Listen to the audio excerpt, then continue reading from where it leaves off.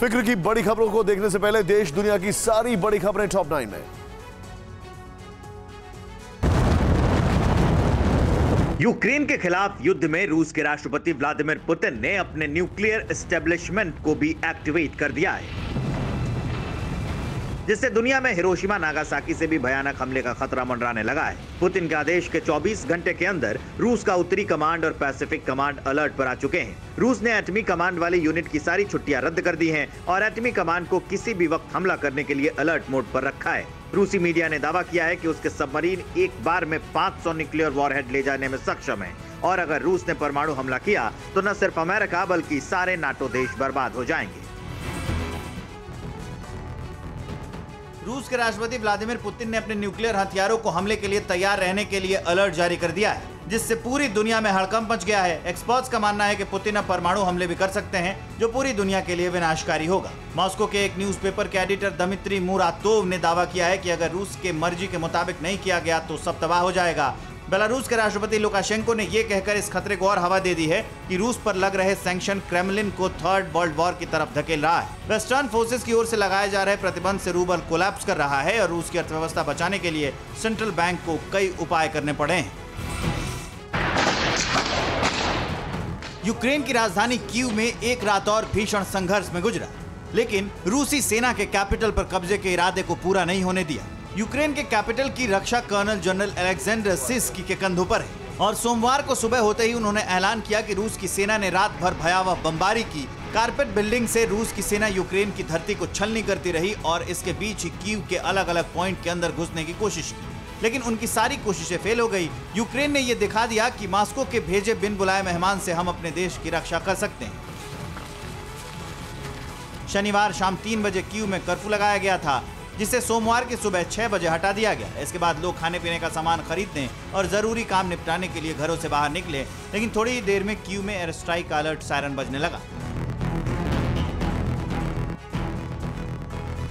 सोमवार को सुबह सुबह रूस ने कीव के आम नागरिकों के सेफ हाईवे के जरिए शहर से बाहर निकलने का ऑफर दिया। इससे कैपिटल में फंसे लोगों में दहशत फैल गई और कयास लगाए जाने लगे कि अब रूस की ओर से और भी तीखी बमबारी हो सकती है। रूस के राष्ट्रपति व्लादिमीर पुतिन की सेना सीरिया जैसी स्ट्रेटेजी अपना सकती है। आमतौर पर भारी शेलिंग से पहले रूस की सेना लोगों को बाहर निकल जाने का एक मौका देती रही है। पश्चिमी मीडिया के मुताबिक सैटेलाइट इमेजेस में कीव से 32 किलोमीटर दूर रूसी सेना का भारी जमावड़ा देखा गया है, जिनमें सेना का मीलों लंबा मिलिट्री व्हीकल है। माना जा रहा है कि इन्हें यूक्रेनी फाइटर्स आगे नहीं बढ़ने दे रहे हैं। यूक्रेनी फाइटर्स के साथ आम लोग भी रूसी सेना पर पेट्रोल बम से हमला कर रहे हैं, उन्हें आगे बढ़ने से रोक रहे हैं और इस बीच यूक्रेन की सेना ने दुश्मन की सेना के कॉलम पर ड्रोन स्ट्राइक करना भी शुरू कर दिया है।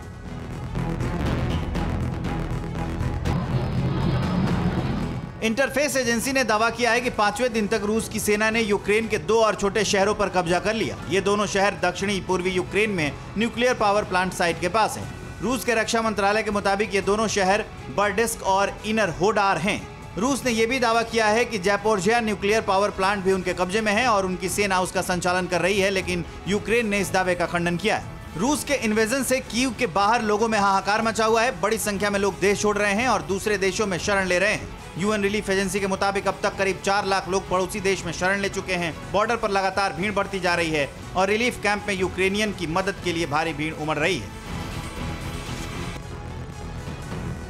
इस वक्त पूरी दुनिया की नजर यूक्रेन के राष्ट्रपति व्लादिमीर जेलेंस्की पर टिकी है, जिनका जज्बा रूस के राष्ट्रपति व्लादिमीर पुतिन के इरादों पर भारी पड़ रहा है। पुतिन की सेना ने कीव को चारों ओर से घेर लिया है और यूक्रेन के पास बहुत कम विकल्प बचे हैं, लेकिन जेलेंस्की ने हथियार नहीं डाले हैं। वो लगातार यूक्रेन के कैपिटल कीव में डटे हुए हैं और उन्होंने एक फोन से पूरी दुनिया के समर्थन जुटाने में जी जान झोंक दी है।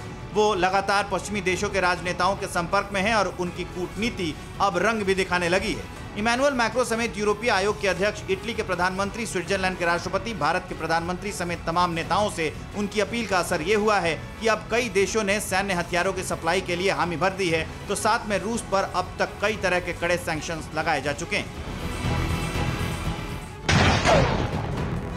रूस और यूक्रेन युद्ध में रूस को अब तक का सबसे बड़ा नुकसान हो चुका है। इंटरफैक्स न्यूज की रिपोर्ट के मुताबिक रूस की डिप्टी रक्षा मंत्री हन्ना मलियर ने सोमवार को फेसबुक पर कहा, रूसी सेना ने 24 फरवरी से 28 फरवरी सुबह 6 बजे तक 4 दिनों की लड़ाई में 29 विमान, 29 हेलीकॉप्टर, 3 अनमैन्ड एरियल व्हीकल्स और 5 एयर डिफेंस सिस्टम गंवा दिए। उन्होंने कहा कि इस दौरान यूक्रेन के 191 tank, 816 armed combat vehicles, 291 vehicle और 2 जहाजों को मार गिराया गया है। रूस ने यह भी दावा किया है कि उसने यूक्रेन के 5300 सैनिकों को मार गिराया है। दूसरी तरफ यूक्रेन ने भी इतनी ही संख्या में रूसी सैनिकों को मार गिराने का दावा किया है और अपने 350 सिविलियंस की मौत बताई है। दोनों ही देशों ने अपने सैनिकों की मौत का आंकड़ा नहीं बताया है। रूस को युद्ध से रोकने के लिए पूरी दुनिया ने प्रतिबंधों की बौछार लगा दी है और सैंक्शन से लड़ना पुतिन के लिए मुश्किल होता जा रहा है। अमेरिका और ब्रिटेन ने रूस के 2 बड़े बैंकों सबर बैंक और VTB बैंक पर एक तरफा प्रतिबंध लगाए हैं। उन्होंने रूस के हाई प्रोफाइल लोगों की यात्रा पर भी प्रतिबंध लगाए हैं और उनकी संपत्तियां फ्रीज कर दी हैं। कनाडा और ऑस्ट्रेलिया ने भी ऐसा ही किया है। पोलैंड, चेक गणराज्य, बुल्गारिया और एस्टोनिया ने रूसी विमानन कंपनियों के लिए अपने हवाई क्षेत्र को बंद कर दिया है।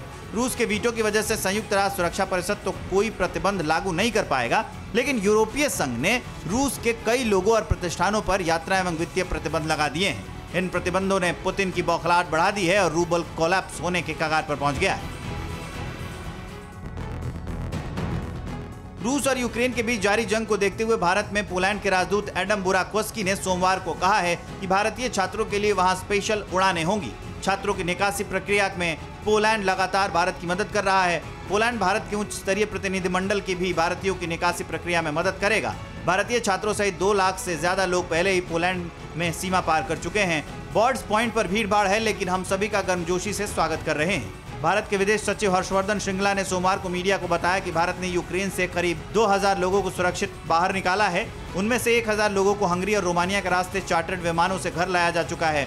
श्रृंगला ने बताया कि उन्होंने रूस और यूक्रेन के राजदूतों से अलग-अलग बातचीत की है और यूक्रेन में फंसे भारतीय नागरिकों की सुरक्षा संबंधी चिंताओं से उन्हें अवगत कराया है। कोरोना धर्म नहीं देखता, जात नहीं देखता, अमीर गरीब ऊंच नीच नहीं देखता। कोरोना सिर्फ मौका देखता है, लेकिन आप उसे मौका मत दीजिए। बस इतना कीजिए, जब कभी दफ्तर से बाजार से घर लौटिए तो इतना ख्याल जरूर रखिए कहीं आपके साथ कोरोना आपके घर तो नहीं जा रहा। भूलिए मत, कोरोना अभी जिंदा है।